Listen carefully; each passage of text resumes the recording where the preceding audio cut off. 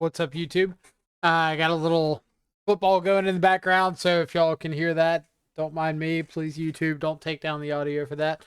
But I decided to play a league of Jun Shadow while I was kind of sitting around last night or night before, one of the two. Regardless, played a league of Jun Shadow. Thought I would throw it up here because I thought it had some interesting matchups that were a little unusual, a little out of the ordinary, and kind of wanted to showcase some ideas that play out with decks like Jun Shadow more than others, and kind of some things to help you think about if you're considering picking up the deck or you want to play it in the future.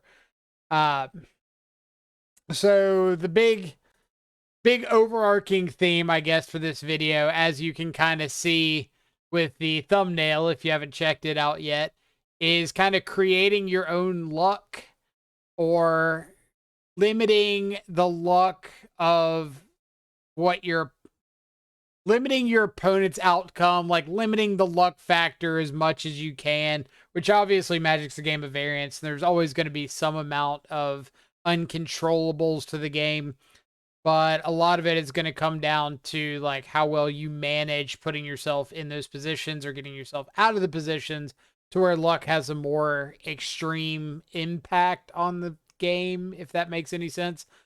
So I thought this was like a few matchups in this league that really showcase that, and I wanted to kind of stress them. And yeah, we're just gonna go with that. So this is the Jun Shadow list that I've kind of been working on recently. You might not agree with some of the card choices, but they've been working for me, especially in the expected meta of seeing like a bunch of 4-color, 5-color Omnath pile decks, Scam, Murktide, decks like that. It is not a good list if you're expecting to see a bunch of unfair stuff. If you think you're going to be seeing more Tron, Amulet Titan, Hammer Time, Living In, stuff like that, not nearly as good. So keep that in mind if that's what you think you're going to see locally. But if you see a bunch of the fair decks, then I think this list has been extremely good for me. Cards like Kroxa and Fable of the Mirror Breaker really help to improve the scam matchups, the 4 or 5-color matchups, blue-white control, opposing Saga decks, like the fair Saga decks, the Jun Saga decks, not so much the affinities and hammer times. And kind of to combat that, in the sideboard, we get access to cards like Blood Moon, because we are just base Rakdos splashing for Goyf and Terra Sunder in this case. So you get access to Blood Moon. You get access to Temur Battle Rage to kind of try to speed up your clock a little bit. Chalice of the Voids against Cascade decks. Pithing Needles to help name troublesome things out of decks like Yawgmoth. And yeah, that's kind of where I'm at. Some of the changes I'm trying out with this league are the second swamp over the basic forest, or over the basic mountain. Sorry, I haven't run the basic forest, but swamp over the basic mountain to help things with things like escaping Kroxa against Blood Moon, a little more reliability in seeing the basic swamp against Blood Moon, or if you're bringing in Blood Moon. And then in the sideboard, added in the third Blood Moon over the second engineered explosives. Mainly because I'm going up this extra swamp. Wanted to be a little more Rakdos-y. That makes sense. Some of the things I'm considering changing going forward is cutting Chalice of the Void and just adding extra engineered explosives. Like Chalice of the Void is in there for 2 matchups and 2 matchups only. Rhinos, Living End.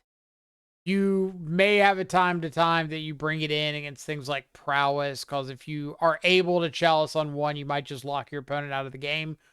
But they're there for Rhinos and Living End. And so I'm wondering if I might as well just like give up on the Living End matchup. Like if you don't cheese them with Ragavan into Thoughtseize Shadow into Battle Rage or something, you're probably not winning that one. And EE would be just as good against Rhinos as Chalice has been, but lets you keep Gigantha. So if they bring in Blood Moon, you don't have to worry about getting cheesed out from that. You have an out. But we'll kind of see how it goes. Haven't made any final decisions yet, so don't go out and swap out your chalices just yet. Just know that it's a change I'm considering. So, on to match number 1. Eventually.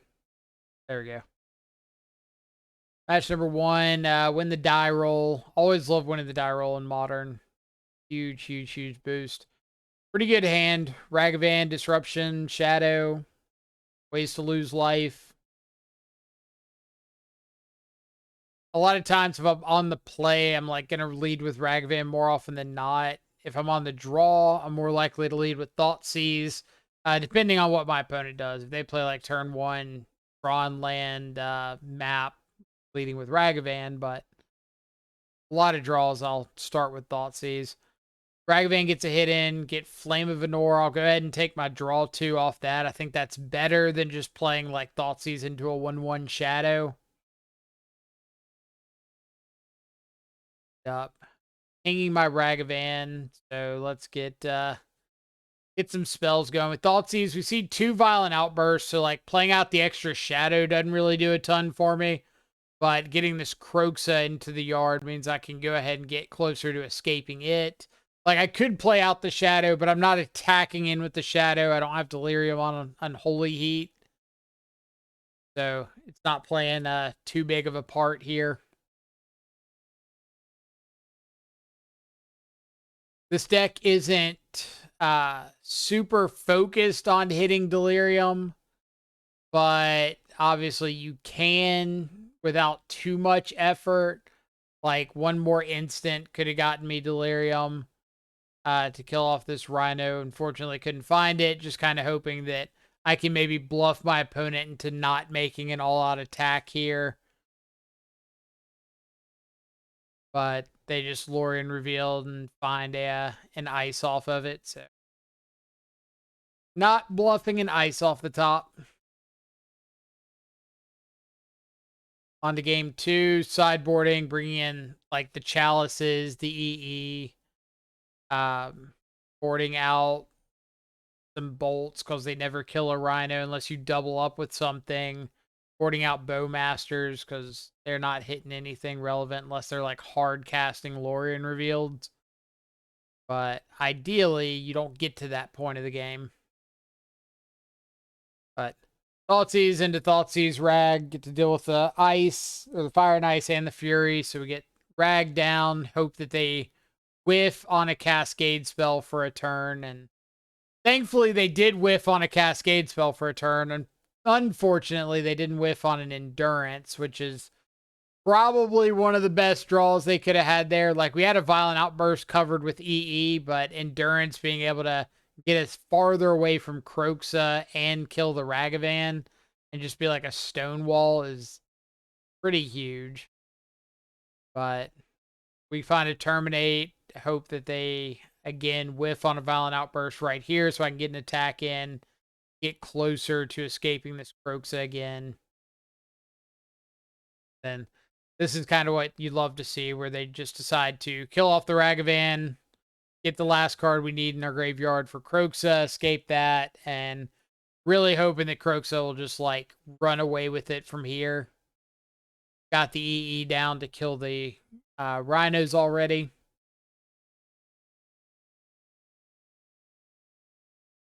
I'm going to pop the EE before the Fable so it doesn't take out my Shaman token. Just minor kind of sequencing there.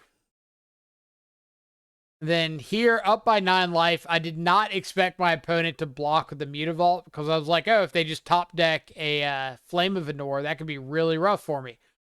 They got a Flame of Venor on top.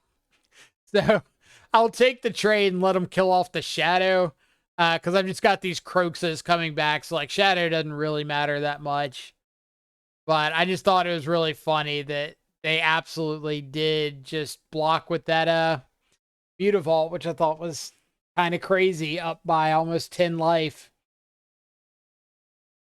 But, and that extra mana I really don't think mattered, like, at all. But on to game 3. Fable is one of those cards that's been so good in these Blood Moon matchups. Like a lot of times you can almost just ignore Blood Moon because we have these curves like this of turn 1, Thoughtseize, turn 2, I can get basic Swamp, play Goyf. Turn 3, I've got the ability to play Fable, and that'll help get me out from Blood Moon. But these are the kind of situations that I would like to have access to Giganta again, and just don't because I'm playing Chalice. So I kind of feel like having EE would be better in these spots. Plus, EE is a better top deck than Chalice because Chalice, like, you have to have those first couple turns of the game, where EE you can kind of like work on disrupting your opponent's hand, uh force them into Rhinos, and then pop the EE. So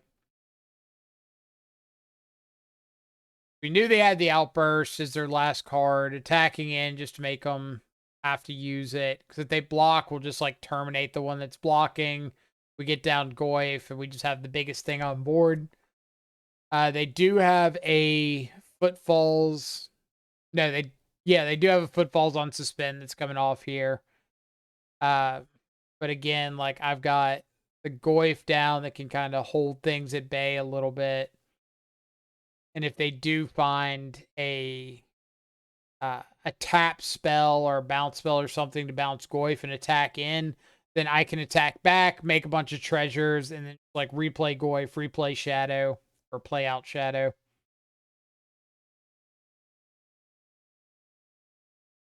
We know they have a subtlety, but they don't have the second basic island. I have to be a little passive here. Like, I want to get the extra treasure off of the shaman token, but I don't want to just throw away the shaman for nothing.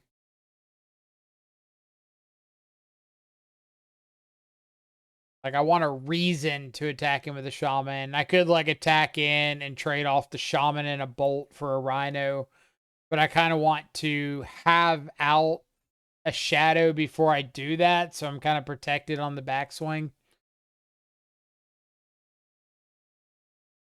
So they've got 2 rhinos in the graveyard. They've got 1 on suspend. And then they've got 1 that they exiled to the Force of Negation earlier. So they don't have any more rhinos in their deck unless they endurance, but they would have to invoke endurance because they don't have a second forest right now. Yeah.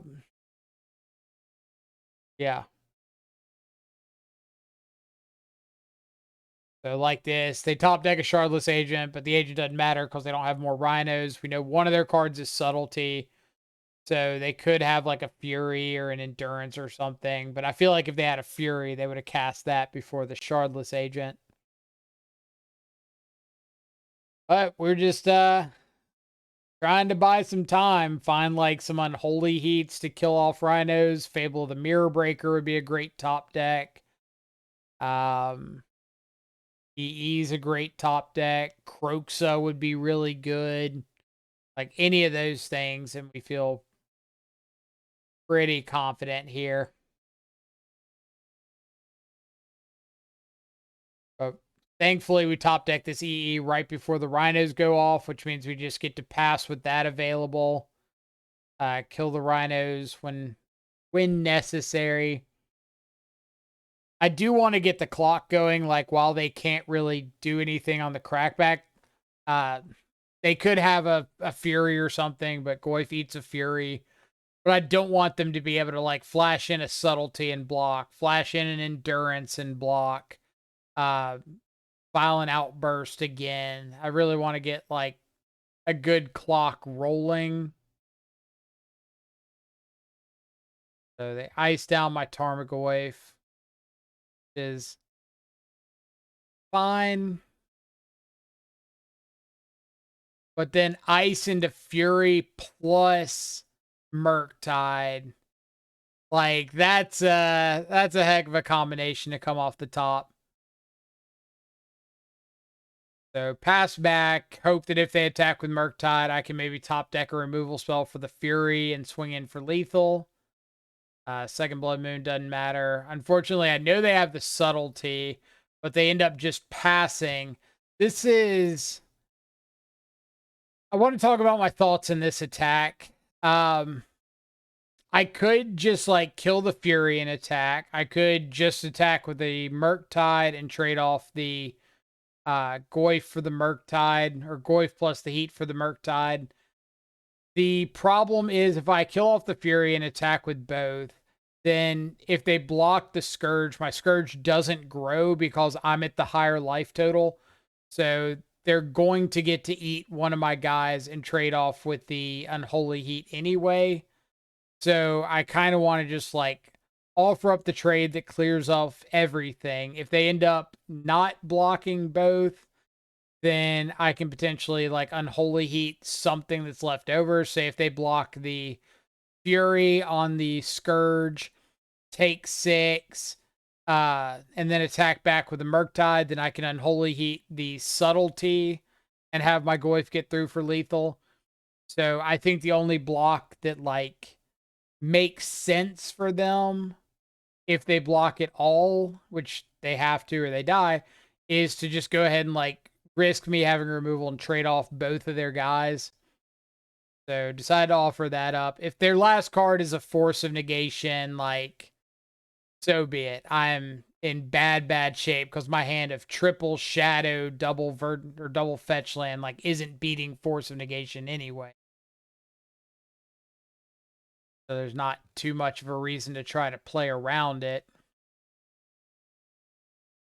Flame of Anor off the top of their library is obviously really good. Bowmaster's an interesting draw for me, so if they end up going for the Flame of Anor, maybe I can like flash this in, ping off the Fury. Battle Rage, obviously really good.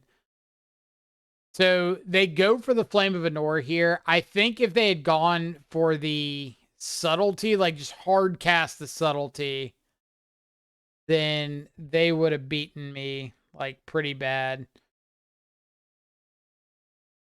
But they did not. Like what could have happened is flash in the Subtlety, untap, swing. I got a flash in the Bowmaster, put a chump blocker in front of the Fury. They hit me for 3. They have Flame of Anor still. Like I'm in rough spot. But instead, we just have to fight through like 17,000 Furies and a Subtlety that does get to bottom of Shadow. No reason to put it back on top when I'm in this position. Like, more shadows aren't doing anything for me. I need, like, Fables and Ragavans. Get my mana situated. So do find a Fable. Get that down. I feel like if my opponent had a Force of Negation, they kind of have to force Fable. But since they didn't, it makes sense that they have a Subtlety. Like a reasonable top deck. If I can get down to threat next turn, I can outrace the Subtlety. And I ended up topping that Shadow because I was going to draw and discard with the Fable. So if I ended up not wanting that Shadow, I could discard it anyway. Obviously, a red-based removal spell would be better to deal with the Subtlety. Because like if they have another Subtlety here, then I'm obviously SOL. And then I thought that was pretty funny. Ditch the Shadow because I can't play 2 of them in a turn and then draw the basic swamp. So I could have played 2 of them in a turn. But yeah, if my opponent had like 3rd Subtlety, then I kind of just have to accept that I can't beat 4 Rhinos, 3 Furies, Murktide, double or triple Subtlety, Blood Moon. Oh no, I can't beat that. But they draw a Fire and Ice, tap down my Shadow after the Thoughtseize. Luckily, we were able to take the Violent Outburst, which would have killed me. And then they apparently just drew dead, but that was fine because I had Battle Rage. On to, so that was a turn 20 kill against Rhinos. Just what you expect to hear in Modern. All right, so we got round 2 burn. I went for this Ragavan hit. I was kind of hoping that I would hit a burn spell to kill the guide. I probably could have just held up the Bowmaster, But my concern was if I hold up Bowmaster and they hit the second land, I knew they had uh, a Searing Blaze. So I would have just like traded the Bowmaster for a Searing Blaze and kill the Goblin guy, and that didn't sound like a great trade-off to me. But this is a pretty fun sequence when your turn 1 Ragavan gets to survive and you go removal spell into Thoughtseize into your opponent just suspending stuff, and yeah, we'll just get Kroxa in the yard and hang out with our Thoughtseize. I don't want to cast it because if our opponent kills our Ragavan, then it gets me a little closer to Kroxa, and I don't want to lose the mana to be able to escape the Kroxa.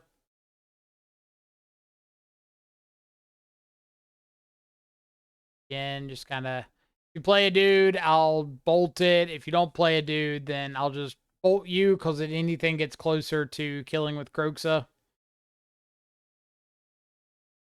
And that's definitely the kind of matchup where I highly prefer Kroxa to Underworld Breach.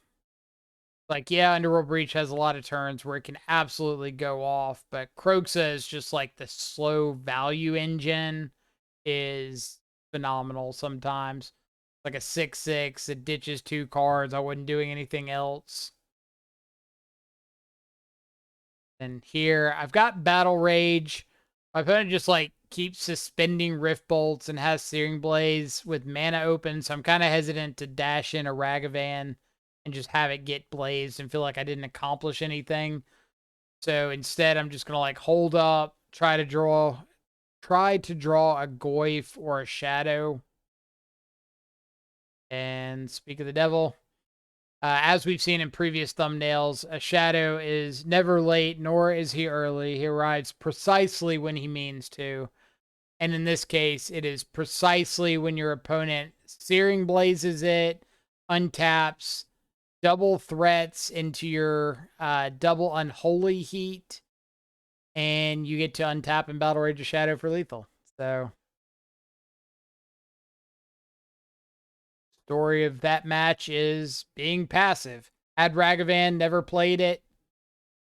Saw that I had Battle Rage in hand, so I just needed to find like a Shadow or a Goyf and give myself 1 turn, and managed to work out that way.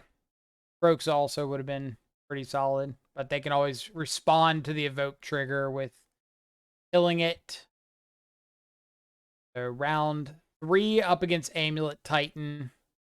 At least something with a Titan on the top of their library and a Teleria West on board. So I assume Amulet Titan. Take a bounce land. Funny that we exiled a Selesnya Sanctuary and they had another Selesnya Sanctuary in hand. I feel like they don't play that many of them, but unfortunately, double Amulet against the hand that's like missing land drops and sitting here with extra Ragavan, Fable, Bowmaster in hand. Probably not that good. And let's bring up the hand because this is about the most Thoughtseize proof hand you'll ever see in your life. Opponent's got Selesnya Sanctuary, Primeval Titan, Summoner's Pact, Explore, and Dryad. So if I take anything between Dryad, Pact, and Titan, then they're still going to have Dryad and Titan. I could take the Explore, but they've got the mana they need regardless. I'm assuming they have like an Azusa in the deck, because if that's the case, I can just like pack for an Azusa, play a bounce land, pick up the bounce land, play 2 more bounce lands, play Titan.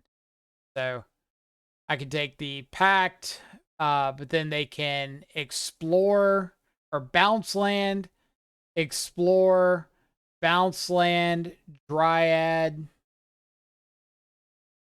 And I think that's exactly enough for Titan. So bounce land, float, or that's more than enough for Titan, right? Bounce land, float 4, explore, 2 floating, play the land again, float 4 is 6. You just play Titan at that point. So yeah, nothing I do with Thoughtseize matters to this hand. So I kind of have to just hope that my opponent doesn't do anything Titan related. I don't know what a non-Titan related hand would look like right here, but they find a Simic Growth Chamber, which means now even Teleria West is live. Act for a Cultivator Colossus. You got it. So they're going to make 1,000,000,000 land triggers. I'll probably just skip through the end of this one. They're going to make 1,000,000,000 triggers. Bowmaster is going to end up pinging down the Cultivator Colossus because they don't give me enough draw triggers to aim at them. And then they're going to untap and play Titan and go get another Titan. And yeah, you see Titan, Titan, Dryad, blah, blah, blah, blah, blah. Sideboarding against Amulet Titan. Bring in like all of the Blood Moons, which don't fall into this trap.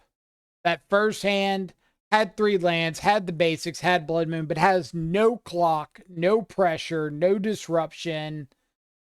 Do not keep these hands. Like, all that's going to happen is you're going to hit the Blood Moon on turn 3, and they're going to have all the time in the world to do whatever they want because you have nothing going on. And if you go and get your basic swamps, you're getting farther away from Shadow. If you bolt yourself, then you're just like giving all your cards up for nothing. So, trap hand. Also brought in Chalices for Summoner's Pact. But if you're running EE over Chalice, like I suggested way back at the beginning, is a possible change, then I think EE is fine here because you just get to take out a bunch of amulets or saga tokens, stuff like that. And then back to the theme of the video, Ragavan hits an amulet, so naturally they have second amulet into bounce land, third amulet, so plus a dismember for the Ragavan. Yeah. So we mulled to 5. They had double amulet. And since they picked up a non-bounce land, I have to assume they've got, another bounce land. All we can do is hope that they don't have a Titan. And that's not a Titan. Okay. Feeling a little bit better. And feeling a little bit worse now that they're tapping all this mana. And yep. So turn 3, Dryad, Titan, double amulet. They end up going kind of passive here and just going for this Bajuka Bog route with the Mycosynth Garden. I think they could be a lot more aggressive here. With the 1 mana floating, you have enough to be able to get Bounce Land, Teleria West.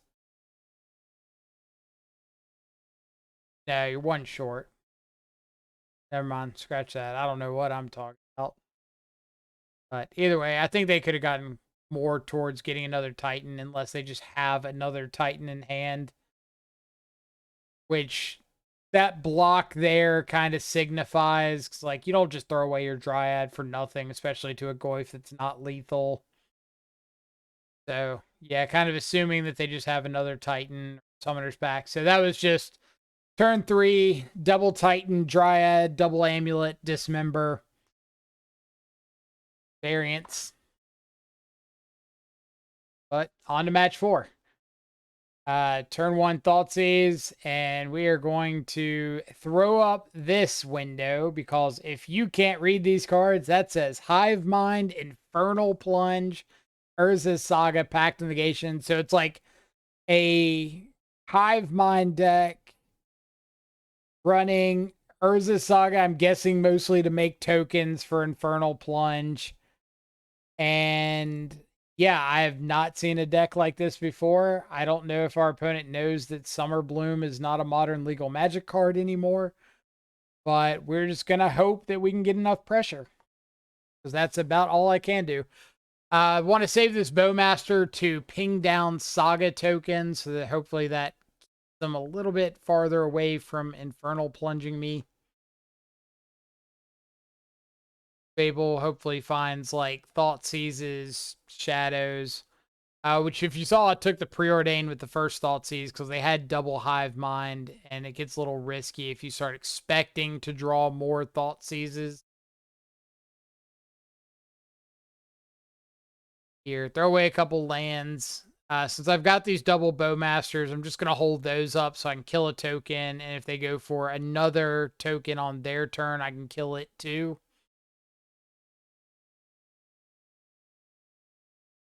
Like, exactly what they're doing.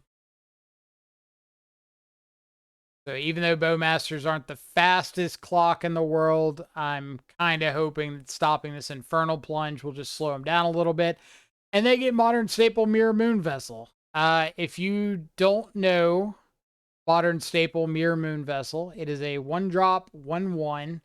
When it dies, you add a colorless.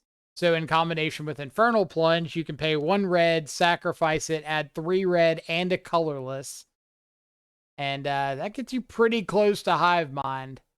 So theoretically, you could kill people turn 2 with this deck with turn 1 Mirror Moon Vessel, turn 2 Land, Infernal Plunge, make 4. No, never mind, turn 3. Unless they play Rituals or something like that, which I don't know if they do or not. Turn 3, you could Infernal Plunge a Mirror Moon Vessel, Modern Staple, Patent Pending. Sideboarding against this, I basically went with like the anti-combo sideboard, bring in like EEs because of Saga tokens, things like that. I think I brought in Chalices just for the packs. Like I know, or no, I didn't bring in Chalice. I know that them having a Hive Mind and casting a Pact, I still get the copy of Pact. The copy doesn't get Chaliced, so I would still have to pay even if they don't because the spell got countered. But it could be okay to bring in just to stop like an actual cast Pact of the Titan or Pact of Negation or something. In case they have like can't lose the game effects. This. Back to the title of the video. So I have an EE. My opponent's got 2 treasure tokens. They've got a land. I know they've got a land. I could just blow up the EE. I know their 3 cards perfectly. Pact of the Titan, Breeding Pool, Steam Vents. I could just sack the EE, and they can't kill me this turn. I'm not killing them right away, but they're not killing me this turn. Give me another turn to play a land, so if they have Hive Mind Pact, I can pay for Pact. But I don't crack the EE, and they top deck the Hive Mind, and I'm short on the mana available to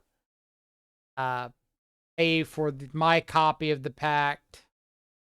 So if you weren't playing during Summer Bloom days and you don't know how this works, Hive Mind is a 6-mana enchantment, 5 and a blue. It basically says whenever you cast a spell, your opponent creates a copy of that spell, or all your opponents create a copy of that spell. So the idea is you play it out and then play some sort of pact, and your opponent has to create a copy of that pact. You pass a turn, and then they have to pay for that copy on their upkeep or they lose the game. So in the case of like Pact of the Titan, Pact of Negation, they're 5 mana to pay for. So you play one of those, your opponent can't play or pay 5 mana on their turn because they probably don't have 5 mana available when you're ramping into Hive Mind. But the old Amulet Titan decks were doing Hive Mind shenanigans as early as turn 2 with cards like turn 1 Land Amulet, turn 2 Bounce Land Summer Bloom, let you play 3 additional lands, play your 3 land drops, play Hive Mind, cast a Pact, any kind of Pact you want, like Summoner's Pact, go get a Titan, or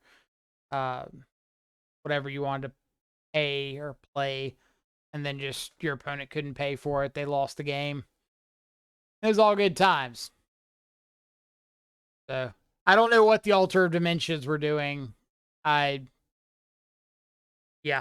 I thought it was a cool deck, but I have no idea what the entire plan was. If the Hive Mind thing didn't work out, didn't get to see enough of it. But on to game or match 5. Turn 1 Rag into Channeler. We'll just like go ahead and offer up the trade with this Rag. If they take it, cool. If they don't take it, cool. and they have mutagenic growth. So now we know it's Prowess. It's not just like a run-of-the-mill um, green-red deck.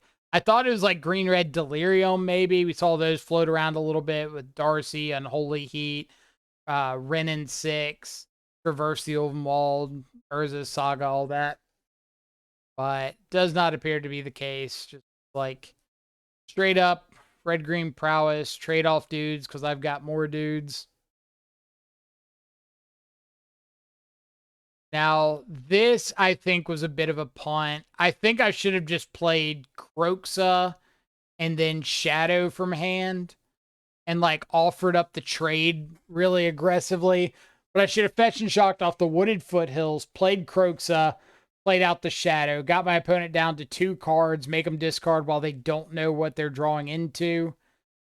And then if they do something like attack, I just throw my blocker in front because if they waste a bunch of spells, I just get back Kroxa.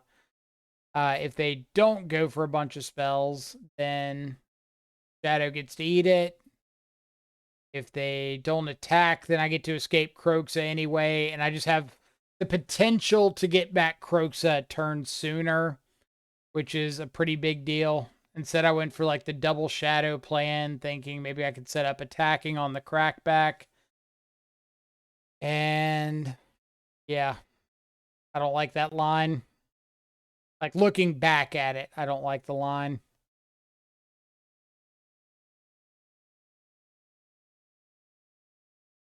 Also, should have fetched there at the end of the turn, but I was kind of thinking maybe I hit a lightning bolt or something and want to attack in and maybe have lethal if my opponent doesn't block.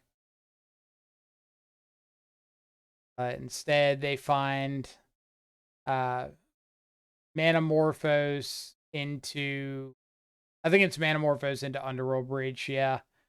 And they've got lethal because they can just bolt me or just fire off mutagenic growths at their Dragon's Rage Channeler plus Lava Dart, and I cannot outpace that. So, on to game 2. Sideboarding against Prowess is mostly just bringing in any removal I have access to, taking out the stuff that dies to Lava Dart. Bowmaster doesn't really kill much of anything. And then I did bring in Chalice. I think Chalice is like reasonable against the Prowess decks because if you can get a board presence, a Goyf down, or a Shadow on board, Kroxa in the yard, whatever the case may be, then Chalice on 1 can just like lock them out of the game completely. Shut off, in this case, Channeler, Swift Spear, Soul Scar, Abundant Harvest, Bolt, Mutagenic, what's it called? The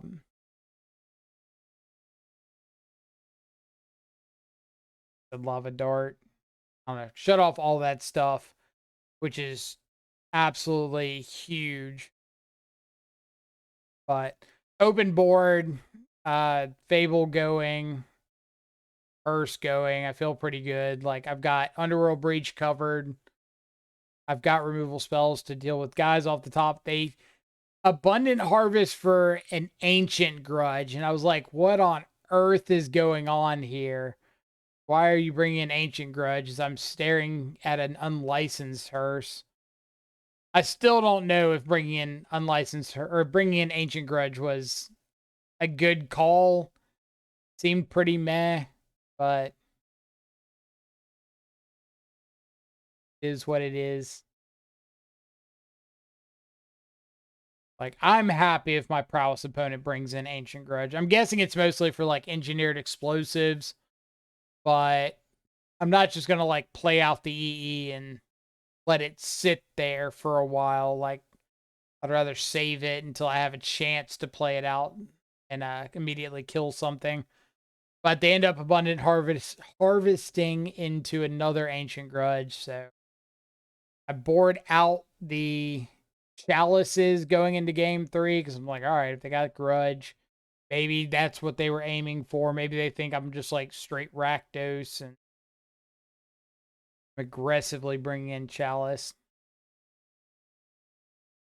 Then this is a game 3 hand I really don't like. I'm on a 1-lander on the draw, and I was kind of thinking, oh, I've got Goyf, Scourge, Shadow. I've got all of my, like, beefy dudes.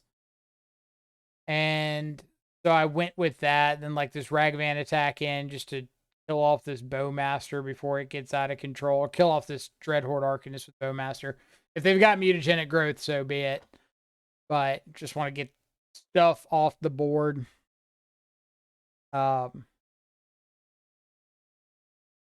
Then get a bunch of threats, attack in. We'll trade off Bowmaster for a token.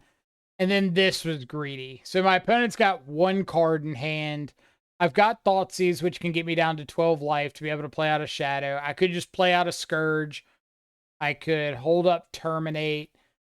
And I think I took the greediest line. I say greediest line. It's not like that greedy. Just if I Thoughtseize, I can't have a follow-up outside of playing exactly Shadow. So if I Thoughtseize, like, I'm locked into playing Shadow and going with the impression of if the Shadow lives, I'm in good shape. If it dies, then I still have the army token to block with. And then I can go to the next turn, like play out Scourge, hold up Terminate, whatever the case may be. I'm just kind of like giving them 1 top deck to deal with the Shadow. And so that means they top deck Lava Dart, which is the absolute worst card I could possibly see in that situation because it deals with both dudes, bunch of prowess triggers, big attack in. Like, I would have much preferred just Lightning Bolt to Lava Dart. That's not how it played out. So be it. I could have, again, like I said at the beginning of the video, I could have taken the luck out of it as much as possible by just, like, playing out Scourge. Like, hey, this is a 6/6. Obviously, it wouldn't have been great into Lava Dart either. Or Abundant Harvest into Lava Dart is what they would have had. So it wouldn't have been great there. But the likelihood of it being better than Dart just, like, blowing me out of the water and taking 10 damage or whatever I took is pretty significant. So that was kind of a meh play. Against Amulet Titan, maybe I should have mulled more aggressively for, like, Rag into Blood Moon. I think I went to 5 game 3, and they had the turn 3, like, Dryad, and they had Dryad and Titan Act and all that. But if I had mulled to, like, 4 or 3 and just said, if I have Ragavan plus Blood Moon, I can get there. If I don't have those, I'm going to lose the game. Maybe that would have changed up my decisions there.